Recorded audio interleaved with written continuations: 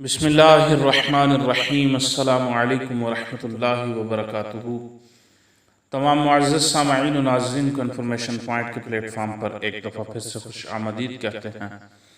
معزز سامعین و ناظرین، ہماری آج کی ویڈیو کا عنوان ہے کیا بلڈ ٹیسٹ کے لیے خون نکلوانے یا مریض کو خون دینے سے روزہ ٹوٹ جاتا ہے یا نہیں۔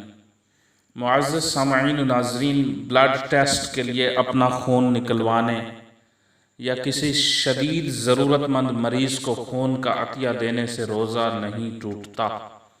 فقہی اصول یہ ہے کہ الفطر مما دخل ولیس مما خرج، بدن میں کوئی چیز داخل ہونے سے روزہ ٹوٹتا ہے، خارج ہونے سے نہیں ٹوٹتا۔ فقہی اصول یہ ہے کہ بدن میں کوئی چیز داخل ہو تو روزہ ٹوٹتا ہے، خارج ہو بدن سے کوئی چیز تو روزہ نہیں ٹوٹتا۔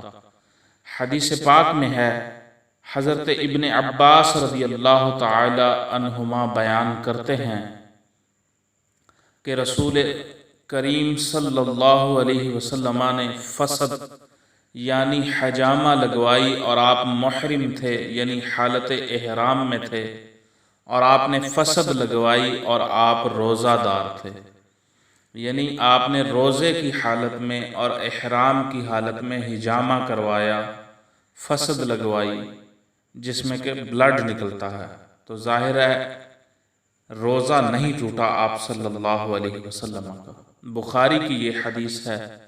تو بلڈ ٹیسٹ کے لیے اپنا خون نکلوانے یا کسی شدید ضرورت مند مریض کو خون کا عطیہ دینے پر روزہ نہیں ٹوٹتا، کیونکہ فقہی اصول ہے بدن میں کوئی چیز داخل ہونے سے روزہ ٹوٹتا ہے، بدن سے کوئی چیز خارج ہونے سے نہیں ٹوٹتا۔ اور بخاری کی حدیث ہے کہ رسول کریم صلی اللہ علیہ وسلم نے حالت احرام میں فسد لگوائی اور حالت روزہ میں بھی فسد لگوائی، حجامہ لگوایا جس سے کہ بلڈ نکلتا۔